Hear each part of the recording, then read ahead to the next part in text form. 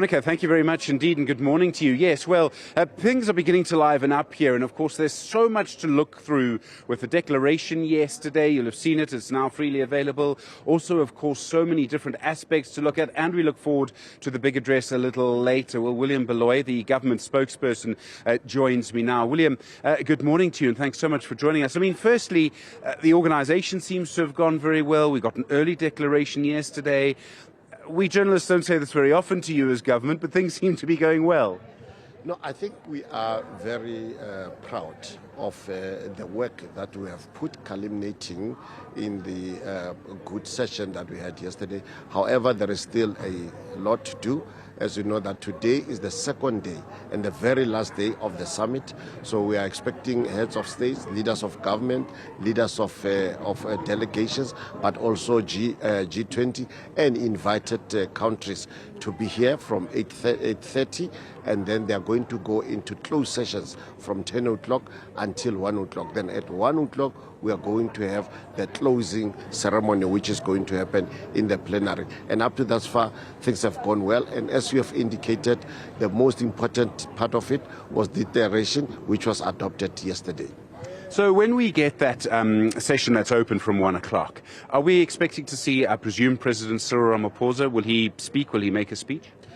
Yes, we expect President Ramaphosa as the outgoing President of the G20 to be the one who will be making that closing statement. But on the sidelines, there are also leaders like the now former President of the G20, the President of Brazil. He has requested that he want to have a press briefing before the closing ceremony, so that I think he thank South Africans for also having taken from Brazil, but continue with the legacy, but also some of the agenda points that were adopted in Brazil. Like, for instance, the social summit. It started in Brazil and we proceeded with it. I'm always reminded of how Brazil and South Africa have so many things in common. Even both our presidents actually come from union movements at the moment. I find that fascinating. Just talk through what is supposed to happen with the United States, the incoming president of the G20. We understand now that there will be no handover today, and in fact there'll be some other kind of ceremony. Actually, the handover at the level of heads of states is normally a ceremonial component. The most important part is also the adoption of the declaration, which was adopted.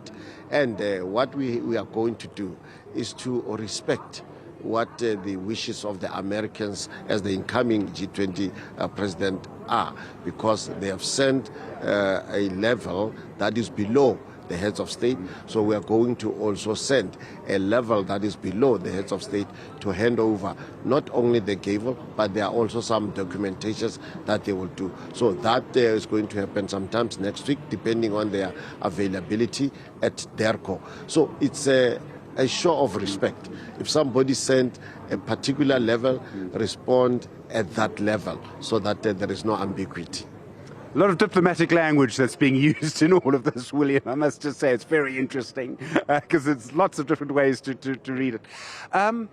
Overall, so, I mean, the big thing was getting the declaration, and everyone was taken by surprise. I was taken by surprise, you know, watching it on the big screen here with the microphone that, you know, was on by mistake. It must have been a lot of work to get to that moment. Yeah, actually, the adoption of the declaration was a testament of the great work that we have put in South Africa since we took over from Brazil. There was a lot of work that we put into it, but also how we chose the themes that will lead. All the delegates, especially at the level of the heads of state, agreed with the text that was there. Yes, there were a little bit of changes. It's only, I think, out of more than 40 countries, only Argentina that raised a particular aspect. As you know, G20 accept and reach decisions on consensus. So there was overwhelming consensus. Hence, we saw a smooth adoption which happened yesterday. There are so many things that are so interesting about this. I mean, if you look at some of the big international news websites, they have a lot of coverage of this today. International news networks are here, as you would have seen. You'd have had to accommodate a lot of international people coming into this. I mean, it's great that the roads have had some of their potholes fixed, but it's great to have the world here too. No, actually, as South Africa, I think we were showing that we are capable of hosting events of such a big magnitude. It was not for the first time. But however, we didn't leave anything to chance.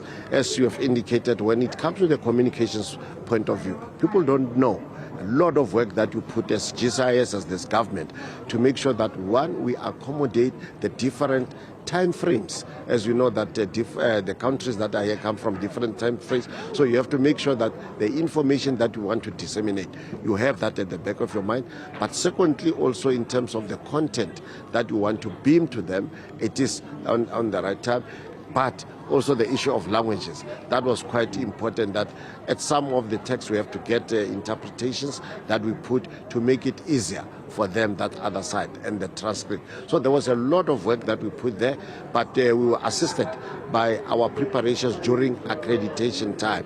But also, Steve, the good thing that I think many South Africans and international journalists appreciated was when you access the media center, the automation that we have put, face recognition, and we are through to go into your work. And William, I mean, obviously going forward, we would like to hope that what we brought into the G20 continues. Now, look, I don't know what's going to happen next year. It's in the United States, and I'd sort of be surprised if they're warmly welcomed. But after that, it's the United Kingdom. And the United Kingdom has been very supportive of what's been happening here.